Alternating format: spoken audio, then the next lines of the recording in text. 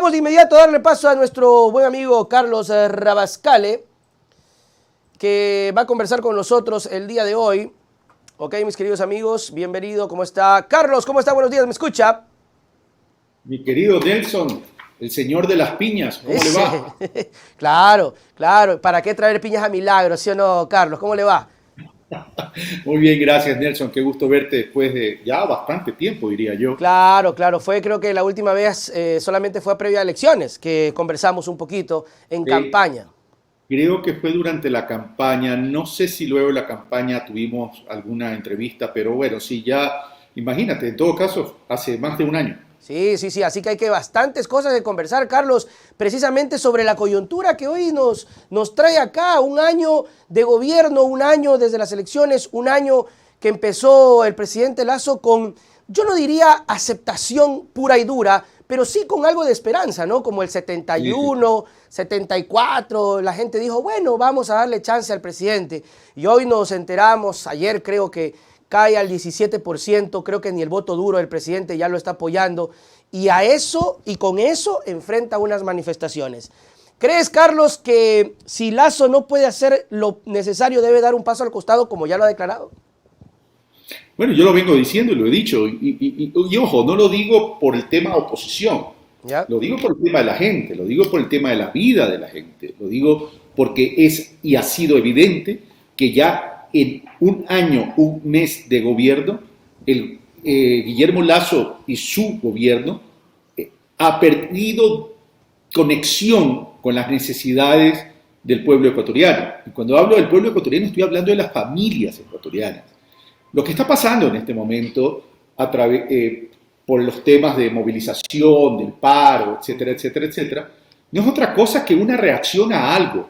Totalmente. Y esa reacción a ese algo es el abandono que ha tenido la sociedad ecuatoriana en temas que son fundamentales, como la seguridad, como la salud pública, como la educación pública y otros dos elementos que son fundamentales en la cotidianidad de las personas, que es la reactivación económica productiva y el empleo.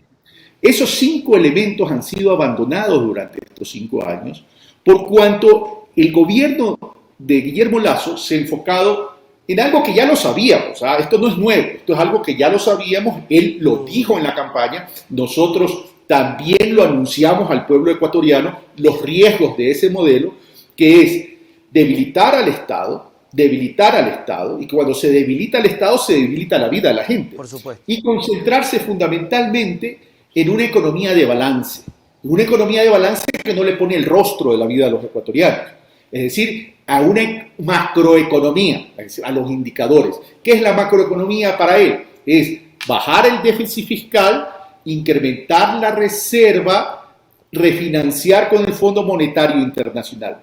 ¿Pero de qué sirve eso? Vamos, veámosle la utilidad a eso. A ver, obvio que es importante incrementar la reserva, Claro. pero la reserva se incrementa y disminuye constantemente. Entra dinero de deuda, sube la reserva. Entran los ingresos de petróleo, sube la reserva. Se paga deuda hacia afuera, baja la reserva. Entonces, ese es un tema que también hay que medirlo con pinzas. Claro, Y decía, pero hay un mientras margen hagamos esto, el riesgo país baja. Todo lo contrario, ha subido. Pero Carlos, hay un margen que sí se puede utilizar, digo, o sea, la reserva como total no da, o sea, hay plata de depositantes, hay plata de los gobiernos, hay plata, pero sí se puede utilizar, ¿o no? Claro, por supuesto que sí, y eso es lo que yo proponía en la campaña, y eso es lo que sigo proponiendo ahora.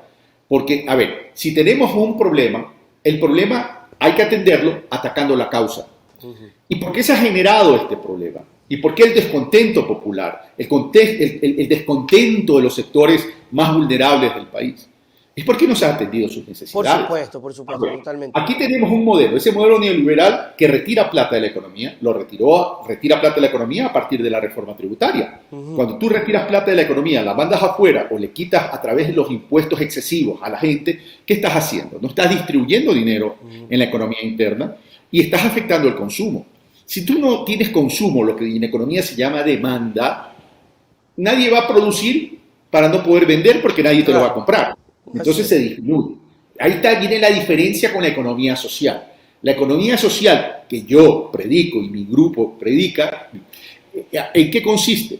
Consiste en activar la economía a través de la inversión pública que permite reactivar la inversión privada.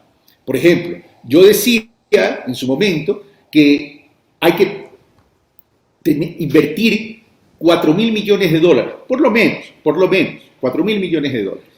Y que esos 4.000 millones de dólares se podían inyectar a la economía interna.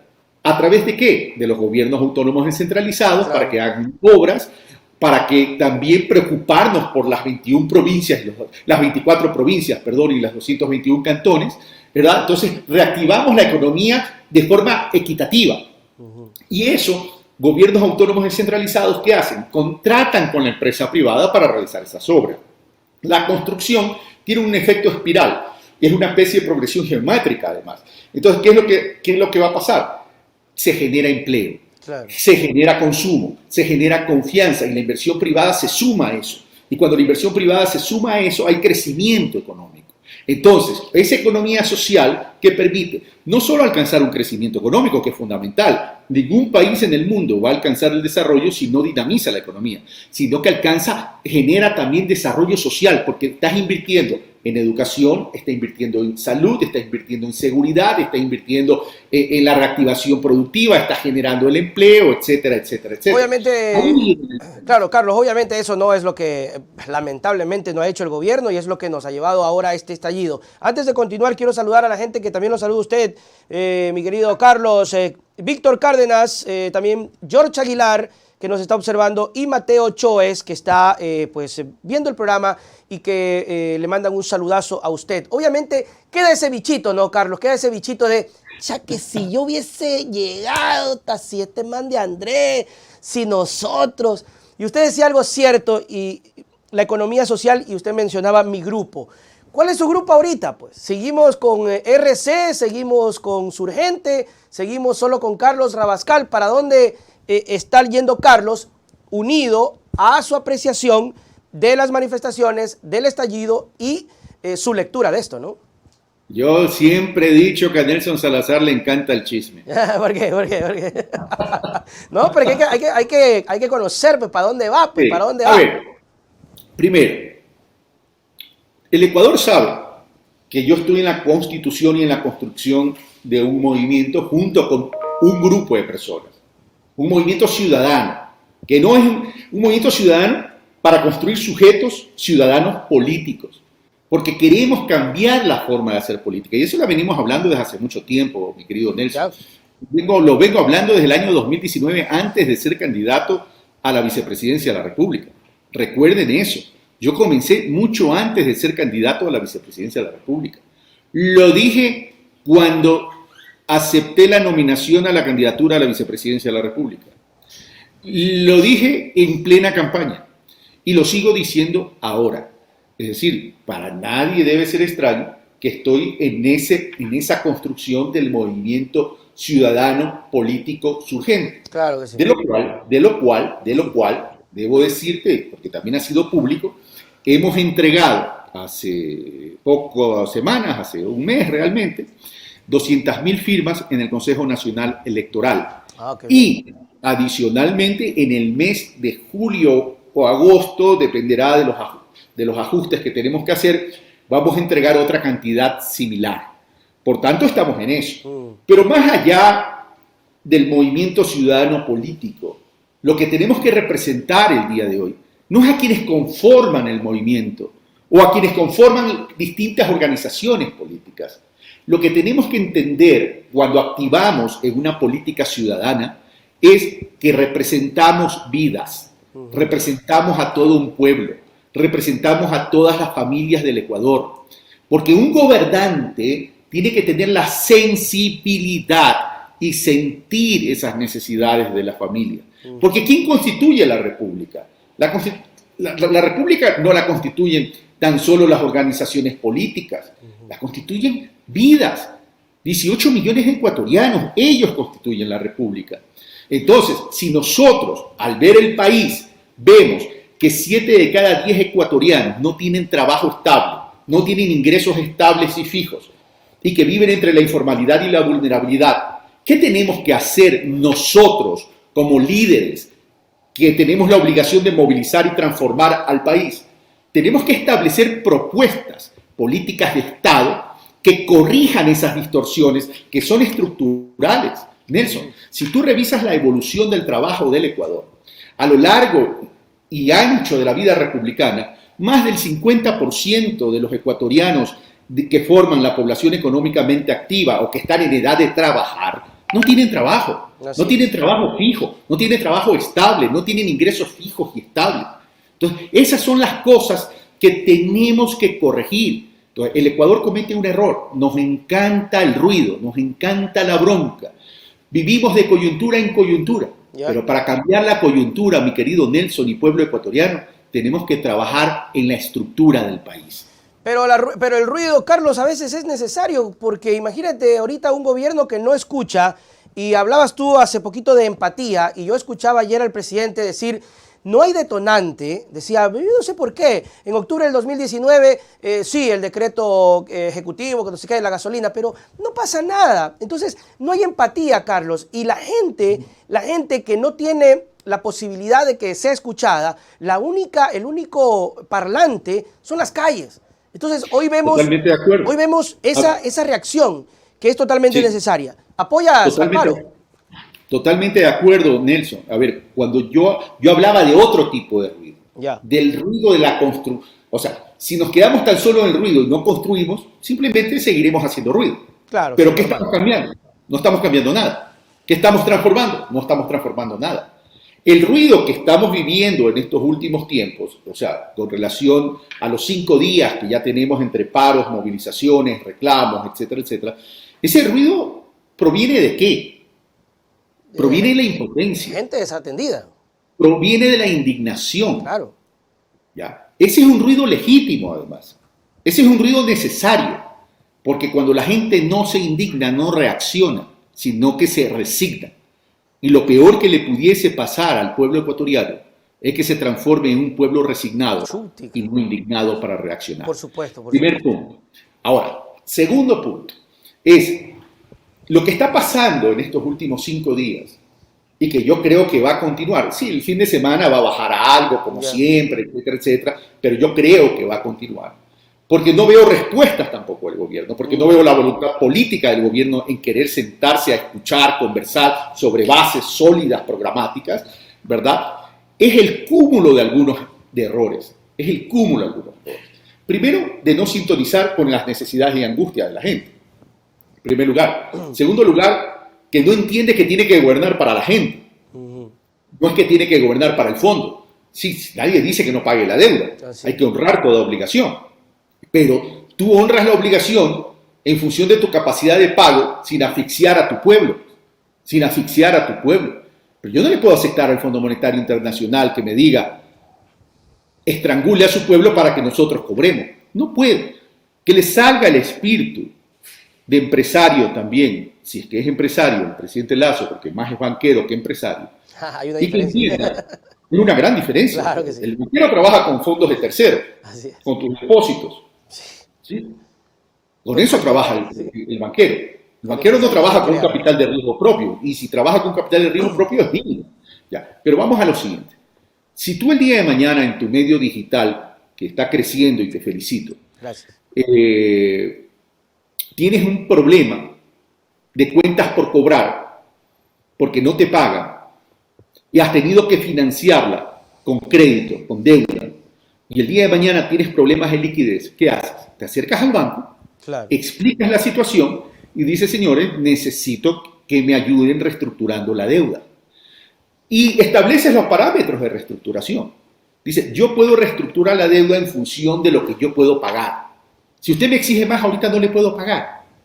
Porque tengo necesidades básicas que atender, familia, ¿verdad? Lo mismo pasa con el Fondo Monetario Internacional, no hay que tenerle miedo.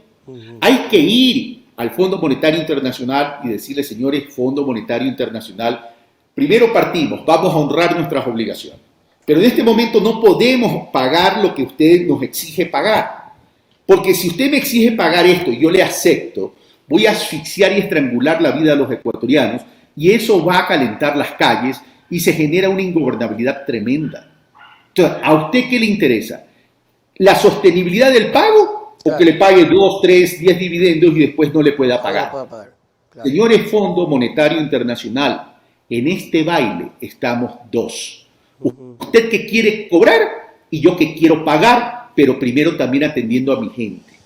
Oiga, Carlos, y es un tema que ya ha pasado, ¿no? Parece que no se aprende, porque se ven, que ha pasado en otros países donde el fondo ha metido las manos. Colombia pasó por una manifestación súper fuerte y parece que no se comprende y no se entiende el hecho que usted mencionaba, la economía social, que me parece a criterio una de las cosas más fabulosas que puede hacerse, porque mientras tú le des plata a la gente, el empresario vende, el emprendedor vende y todo se dinamiza y todos somos felices. Pero la verdad es que no se ve esa empatía, ese engranaje. ¿Qué lectura le das, Carlos, al hecho de que el gobierno actualmente está tratando de ningunear la manifestación? Yo veía hace poquito las declaraciones de Jiménez, que se reía y decía, un periodista le preguntaba, ¿pero qué creen que puedan caerse? Y él se reía, nosotros no creemos que vaya a pasar eso, pero se reía de la manifestación. Escuchábamos a Quispe decir que no juegue con la estrategia de hacer de menos a la manifestación. ¿Cuál es tu lectura de esto? A ver, es un error subestimar el sentir de la gente. Es un error. Porque ese sentir de la gente te pone o te saca. Sí. Mira, Nelson, cuando terminó la campaña presidencial en el año 2021, en abril del 2021, y cuando, después de regresar de un descanso, en el mes de mayo, me hacían algunas entrevistas. Y ya en esa época se hablaba de que si el gobierno de Guillermo Lasso iba a tener gobernabilidad. Claro. Ya. Se entiende la gobernabilidad como el espacio para poder implementar las políticas y las decisiones que el gobierno desea implementar. ¿Ya? Para ponerlo sencillo. Y yo lo que le decía a quienes me entrevistaban en aquel momento en algunos medios de comunicación, es que si el gobierno nacional llega a entender que la gobernabilidad tan solo es en la relación ejecutivo-legislativo, estaría cometiendo un gran error. Estaría cometiendo un gran error. Porque la verdadera gobernabilidad está dada en dónde, les decía, en aquel entonces, hace un año. La verdadera gobernabilidad está dada en las calles, Nelson. Claro. ¿Por qué las calles? Porque por ahí transita la vida de los ecuatorianos. Porque por ahí transita aquella madre que vive con $1 diario, $2 diarios o $3 diarios, el monto que quieras, pero no pasa de $3 diarios.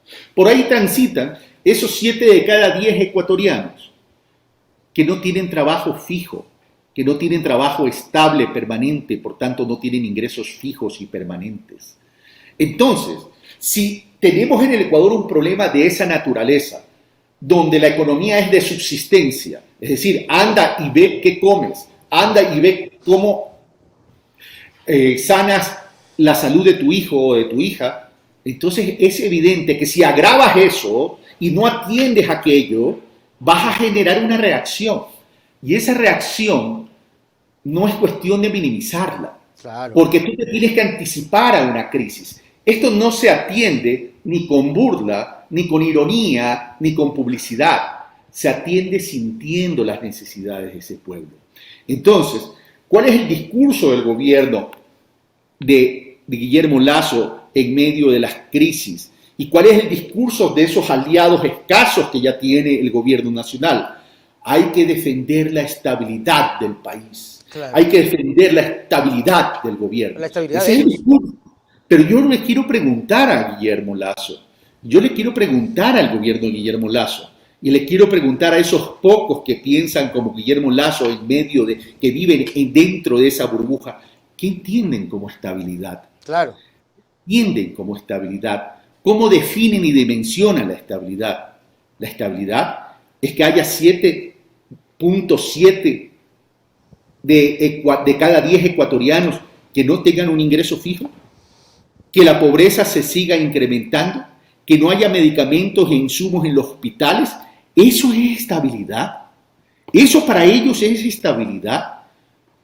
Que la salud, que la educación pública esté precarizada, que de 6 de cada 100.000 habitantes de muertes violentas hayamos pasado a 15 de cada 100.000 habitantes en crímenes violentos. Para ellos eso es estabilidad. No, eso no es estabilidad. Eso es atentar contra la dignidad de un pueblo, de la vida de 18 millones de ecuatorianos, hombres, mujeres, niños, jóvenes, adultos y adultos mayores. Eso no es estabilidad. Tenemos entonces que comenzar a corregir eso. Por eso yo que he planteado, Nelson, que en vez de estarse burlando, subestimando estas reacciones, porque suponte que se solucione la próxima semana, suponte. Claro. La pregunta es, ¿no van a haber más reacciones a futuro? Peor si no hace caso, o sea, peor, a ver, no es que no hace caso, peor si no cumple. Si no corrige. O ya, ok. Sí, si porque, no corrige. Sí, porque le pide, Carlos, le pide la CONAIE, le pide lo que le está pidiendo todo el Ecuador. Además, a excepción de unas 3 o 4 puntos, la CONAIE le pide salud, educación, seguridad. O sea, no es, a ver, le están pidiendo al presidente Lasso que cumpla lo que prometió. O sea, ni siquiera le están pidiendo las 7 esferas del dragón. Le están pidiendo que cumpla lo que prometió. Antes de continuar, Cell Wifi, un saludo para Cell Wifi. Saludos, dice acá. Marcela Guiñaga, por ella salió usted del partido. Bueno, vamos a preguntarle esto luego, ¿ya? No. Llanto sobre el difunto, mi querido Nelson. Ok, le pregunto. Si es Primero, yo no he salido de ningún partido porque nunca fui afiliado. Espere. Le pregunto, si fue por Marcela Guiñaga que usted se salió de RC. Es que, a ver, me remito a las propias declaraciones de Rafael. Con Carlos hicimos una alianza, porque Carlos nunca fue afiliado a la RC. Eso sí. Por tanto, yo no me puedo salir de donde nunca estuve. Claro. No fui afiliado. Claro. Hicimos una alianza. Lo dijo el propio Rafael. Punto. Claro. Y yo no me he salido... perdóname, Nelson.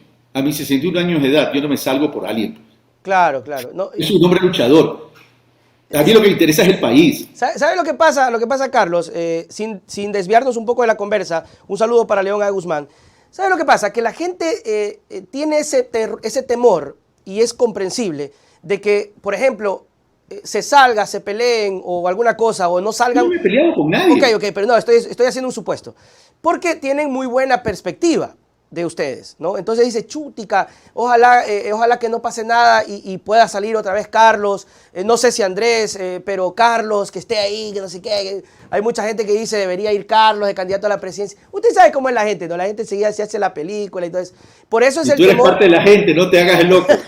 Oiga, pero es comprensible, pues, Carlos, es comprensible. De todas maneras, puede que pase algo positivo por ese lado. Pero quiero dejar terminado este tema. Okay, dígalo. Yo no me he peleado con nadie. Yo tengo muy buena relación con Rafael. No me he peleado con nadie, punto. Es decir, lo que pasa es que yo construyo mi propio liderazgo. Ok. Y eso al país le consta, no de ahora cuando fui candidato a la vicepresidencia de la República, no porque ahora estoy construyendo el movimiento con un grupo de ciudadanos a nivel nacional, no de ahora.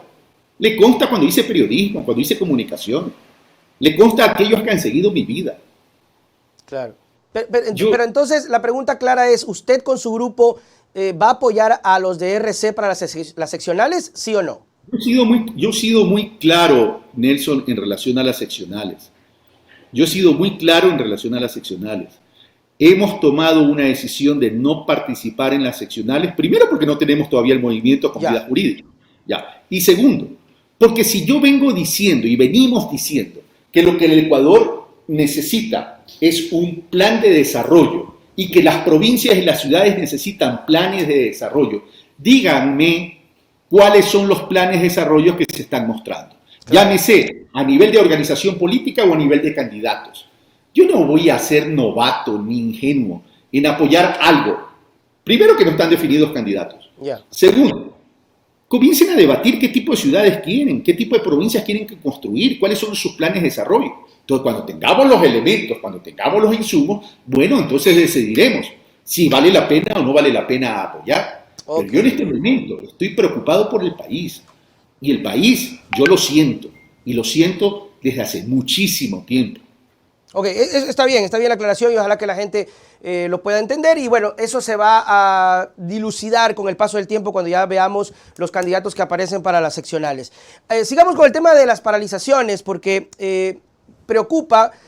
Hace pocos minutos el asambleísta Ángel Maita revelaba que el presidente de la República aprobó o ya se había aprobado hace un tiempo atrás, la importación de productos como la leche, el maíz, el arroz y hasta la papa. Carlos, ¿esto podría incrementar aún más el tema de las manifestaciones? Recordemos que cuando fue octubre del 2019, no faltaron algunos economistas que dijeron, traigan papa, traigan de Colombia. ¿Qué importa si los indígenas no nos quieren dar comida?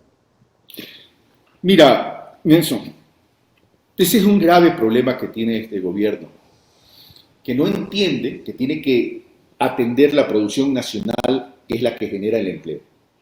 Esa es la principal responsabilidad, porque eso es lo que te genera tranquilidad y paz ciudadana. Si la gente no tiene trabajo, vamos a crear inseguridad y vamos a poner en riesgo la paz ciudadana. El Ecuador tiene que entrar en un proceso, y ese proceso es perfeccionar y hacer más productiva la producción nacional para que genere empleo estable. Arroz, maíz amarillo, leche, carne de res, cerdo y pollo generan 500.000 trabajos en el Ecuador. 500.000 trabajos en el Ecuador. ¿Cómo tú puedes entender esta falta de sintonía que tiene el gobierno nacional, que permite importación de maíz en plena cosecha de maíz en el Ecuador? Exactamente. ¿Cómo puedes entender, cómo puedes comprender eso? Evidentemente les va a dar una afectación a los productores de maíz, porque el precio va a bajar, y va a bajar sustancialmente, que pone en riesgo los costos de producción del pequeño productor. No ha entendido el gobierno nacional la importancia del agro. Mira tú, que entre el año 2017 y el año 2021, la inversión en el sector agrícola disminuyó un 40%. Me refiero a la inversión pública. Entonces, no están entendiendo la importancia del sector agrícola, agropecuario. No están entendiendo que tienes que fortalecer ese sector para luego pasar a una instancia que es la agroindustria. Pero por otro lado, no estamos atacando el problema real. Mira, apenas el 70% de nuestras tierras productivas está en ejercicio de producción. No tienen agua de riego. Claro. Pero adicionalmente a eso, ese 70% está en manos de agricultores familiares campesinos, con una tenencia de tierra promedio de 4 hectáreas por familia. ¿Tú crees que con eso podemos alcanzar niveles exitosos de producción sostenible y eficientes? No. En vez de establecer políticas de Estado para poder corregir estas distorsiones, los perjudicamos. Nos vamos por lo fácil. Abramos las fronteras comerciales, claro, que vengan, y reventamos a los productores. Cuando el sector agrícola no tiene posibilidades de mantenerse, ¿a qué se van a dedicar? Acciones irregulares.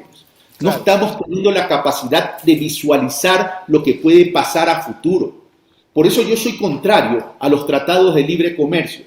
Con esto no estoy diciendo que no estoy de acuerdo, que rechazo los acuerdos comerciales. No. El Ecuador necesita acuerdos comerciales, más aún que estamos dolarizados, pues evidentemente. Por supuesto. Pero tenemos que saber negociar, pues. Estados Unidos, a que ese sector de la derecha neoliberal siempre mira y siempre alaba, etcétera, etcétera, ¿acaso no protege su producción agrícola? Claro, pues esos manes son los que más subsidian. Pero lógico, sí, porque son inteligentes, pues. Sí. Pero acá, ese espíritu de la entrega, ese espíritu de no sentirse ecuatoriano, sino estar más cercano al norte, entonces quieren entregar todo, cuando tenemos que defender nuestra producción nacional. Pero cuando hablo de defender nuestra producción nacional, no hablo de paternalismo. Lo que estoy diciendo es, protejamos para perfeccionar, hacerlos más eficientes y hacer crecer ese sector. Entonces, no podemos hacer eso. Entonces, el gobierno está equivocado. Mira tú ahora con el tema del acuerdo comercial, con el tratado con México. Se les ha venido criticando. Yo en el año 2019 se los dije en una editorial que dije, pan para hoy, hambre para mañana. Me criticaron ciertas cámaras, ciertos gremios por haber dicho eso. Pero vamos a lo siguiente. ¿Qué está pasando ahora con México? México no quiere que entre el camarón y el banano ecuatoriano. Ajá. Y ahora el ministro de la Producción, ¿qué dice? si es que ya no es necesario firmar el acuerdo si es que no aceptan nuestras condiciones. Es que es la falta de habilidad de negociar. Cuando el presidente dice, ese acuerdo tiene que estar firmado en tal fecha, pero por favor, pues les estás dando herramientas con quien estás negociando porque saben que estás apurado. Claro. O sea, no tienen ni el sentido común para negociar. Entonces, esas cosas perjudican. Pero volvamos al tema de lo que está sucediendo. Claro. Es un cúmulo de cosas que yo te decía, Nelson. Mira, en temas de seguridad, yo tengo una investigación de carácter social que ha realizado el CIES, el Centro de Investigaciones y Estudios Sociales, el CIES, liderado por Tatiana Larrea. En este centro, en esta investigación, esto no es una encuesta, esto es una investigación, ¿sí? Ya. Mira tú, el 88% de los ecuatorianos, esto equivale a decir casi 9 de cada 10 ecuatorianos, le asigna una calificación negativa al gobierno en la gestión por la seguridad. Ya. Y es uno de los principales problemas que hoy tenemos. En la economía, el 84% de los ecuatorianos, 8 de cada 10 ecuatorianos, dicen que el gobierno está gestionando mal la economía del Ecuador. Empleo, el 87% de los ecuatorianos, que equivale a decir a 9 de cada 10 ecuatorianos, dicen que el gobierno no tiene política ni gestión en lo que es la generación de empleo del Ecuador. Por tanto, no hay reactivación económica y productiva. Educación. El 61% de los ecuatorianos, que equivale a decir 6 de cada 10 ecuatorianos, critican y califican negativamente la gestión del gobierno en materia de educación pública. Salud. El 56% de los ecuatorianos, que equivale a decir a 5.6, por no decir 6%, 6 de cada 10 ecuatorianos, critican y califican negativamente la gestión de la política y de las decisiones en relación a materia de salud pública del Ecuador. Y aquí hay un tema que es también preocupante. Cuando se le pregunta a los ecuatorianos, ¿usted actualmente tiene un trabajo que le genere un ingreso fijo? ¿Qué contestan? El 58% de los ecuatorianos dicen que no.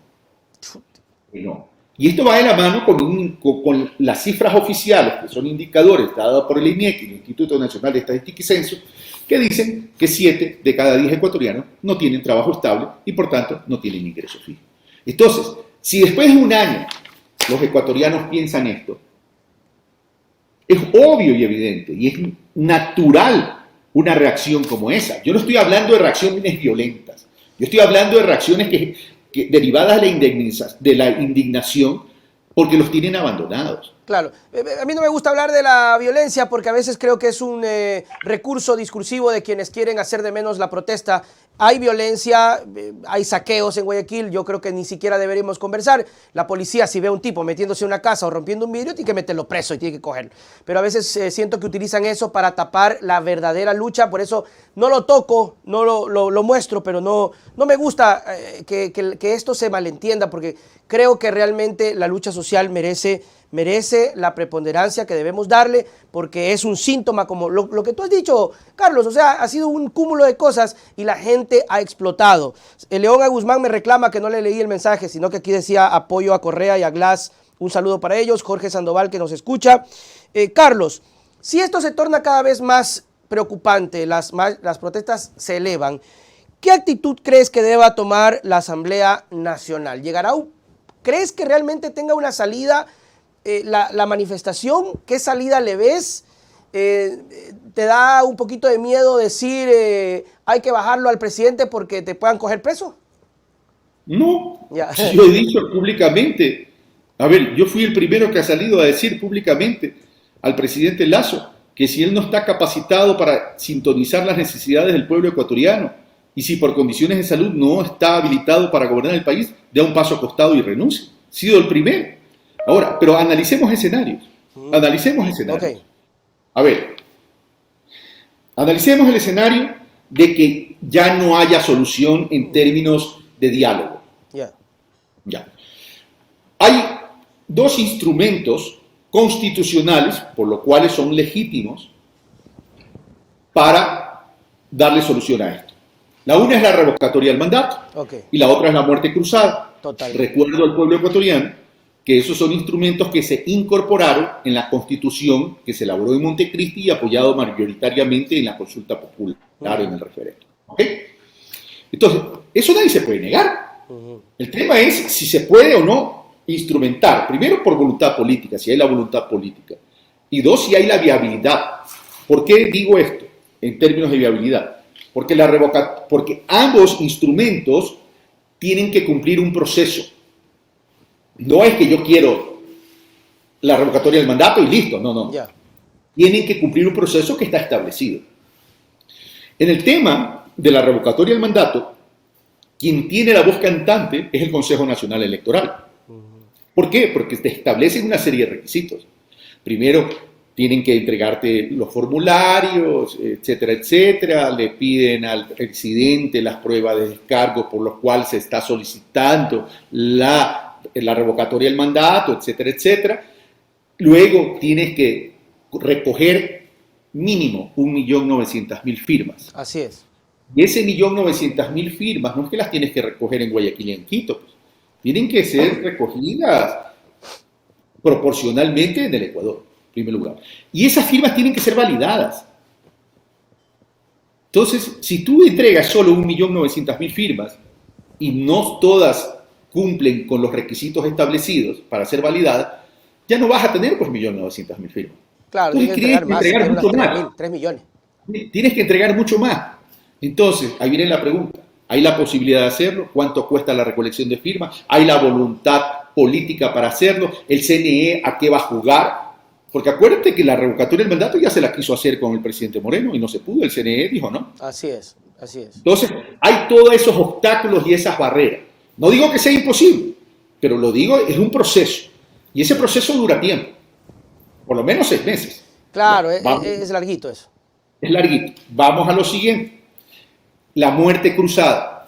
La muerte cruzada, que es otro instrumento constitucional, ¿qué te dice? Lo puede aplicar el presidente de la República, disolviendo el Congreso, la Asamblea, gobernando 6 meses mediante decreto y convocando elecciones. Esa es una vía. La pregunta es, ¿el presidente de la República lo va a convocar? No creo que lo convoque. No creo que lo convoque. No creo que lo convoque. Tampoco. No tiene capital político. Perfiles de opinión dice que tiene 17% de calificación. Sí, es terrible. Mira tú, que en la época de Moreno, luego de octubre del 2019, Moreno bajó al 15%. Pero lo de Moreno fue en octubre del 2019. Este señor lo bajó al 17% en un año. Claro, pues Moreno ya fue casi a la recta final y la gente dijo, ya, aguanta, pero ya se va. Pero Ya, entonces, Lazo está... La otra posibilidad de la muerte cruzada pasa por la Asamblea Nacional Legislativa. Pasa por la Asamblea Nacional Legislativa. Entonces ahí viene la pregunta. Y acuérdense que estos instrumentos fueron incorporados en la Constitución de Montecristi. O sea, ahí hay un procedimiento constitucional que no lo puedes violentar. No lo puedes violentar. Y creo que votos sí hay, ¿no? Ahorita. A eso voy. Entonces, ¿depende de qué? Depende de los votos de en la Asamblea Nacional. ¿Hay los votos? No hay los votos. ¿Cumplen las causales? No cumplen las causales. Y hay un tercer elemento, que es el tema de la conmoción interna, la conmoción social, que eso sí se está dando. Eso ya está. Eso sí se está dando. Y la Asamblea lo pudiese tratar. Pero la pregunta es, ¿hay voluntad política? Y con eso, entonces, el tema es, para mí el problema no es solo Lasso. El problema no es Guillermo Lasso. El problema es el modelo económico que se está aplicando. Entonces, vamos a la revocatoria de nuevo.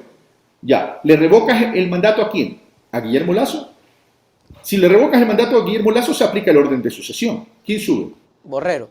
Bueno, supuestamente El doctor Borrero. para Borrero Ya. también. ¿Con el doctor Borrero se soluciona el problema del modelo? No. No. Entonces, si se revoca a los dos, ¿quién sube? En este momento el presidente de la Asamblea, Saquicela, el señor Saquicela. Y él tendrá que convocar elecciones de inmediato. Ya. En el tema de la muerte cruzada, ahí el tema es también, la muerte cruzada, marchan todos. Claro. Convoca elecciones. Podría Todo ser eso toma un tiempo. Todo eso toma un tiempo igual. La diferencia es que con el tema de que, si nos vamos por el tema de la Asamblea, sube a la presidencia el señor Saquicela y se tiene que convocar de inmediato a elecciones. De inmediato a elecciones. Y ahí, quien tiene que corregir estas distorsiones en democracia es el pueblo ecuatoriano. Y esa es la vía que a mí particularmente me gusta más. Bueno, esperemos, vamos a ver qué ocurre y si la conmoción social no escala a niveles insospechados. Carlos Rabascal, en la mañana del día de hoy, conversando con nosotros sobre muchas cosas importantes. Carlos, ha sido un gusto. Tus palabras para despedir. Antes que me despidas y me barajes. A ver, a mí no me gusta tan solo dar el diagnóstico de lo que pasa, sino que proponer. Dale, propón. ¿Qué vengo diciendo yo? ¿Qué vengo diciendo yo? Si queremos realmente un país fuerte, que quiera ir hacia el desarrollo, en este momento emergente que estamos viviendo los ecuatorianos, tenemos que establecer la base sobre la cual tenemos que conversar todos. ¿Y el conversar qué significa? Argumentar y recibir los contraargumentos. Pero sobre 5 elementos tenemos que hacerlo en este momento si queremos sacar al país de la crisis. Seguridad. Y seguridad no solo son armas. Seguridad es defensa interna, ¿sí? Y políticas sociales de intervención social. Con eso manejamos bien la seguridad, pero para eso requerimos voluntad política. Salud pública, antes de salud pública, reactivación económica y productiva, empleo, salud pública y educación pública. Si los ecuatorianos, sociedad civil, políticos y gobernantes y legislativos no somos capaces de ponernos de acuerdo sobre esos 5 elementos, entonces la política sencillamente se ha alejado de las necesidades del pueblo ecuatoriano. Hoy tenemos que actuar con responsabilidad y tenemos que actuar con madurez política y responsabilidad histórica. Porque yo no creo que querramos que el Ecuador se vaya para abajo, que el Estado se deteriore y se destruya. Sobre esos 5 elementos tenemos que conversar y ponernos de acuerdo. Y un 6º elemento, cuando hablo que se deriva de la reactivación económica, productiva y el empleo, es que debemos entender en el Ecuador que tenemos que preocuparnos por la economía interna del país. Porque los ecuatorianos, Nelson, vivimos en la economía interna, la mayoría de los ecuatorianos vivimos en la economía interna. Entonces es obvio y evidente que tenemos que preocuparnos por la economía interna. Y ese es el llamado de atención que le hago a la clase política, pero en este momento principalmente se la hago al gobierno del señor Guillermo Lasso, que no entiende la angustia y desesperación del pueblo ecuatoriano. Salga de la burbuja. Esto no es cuestión de trasladarse en carros de alta gama. Esto es cuestión de sentir a esa madre que vive con $1, $2 o $3 diarios, que le han quitado la posibilidad de poder vivir dignamente y que adicionalmente entienda que lo que estamos viviendo es el efecto de la recesión económica del 2019 y del COVID-19. Y ese coletazo está pasando factura a la vida de la gente. Y por eso tenemos que entender que hoy más que nunca la economía social es importante en la aplicación de una política de Estado. Muy bien, Carlos Rabascal, muchísimas gracias. Nos vemos en otra oportunidad. Chau, chau. Gracias, Nelson. Un abrazo. Muy bien, mis queridos amigos, ahí estuvo Carlos Rabascal. Quiero saludar acá a algunos amigos.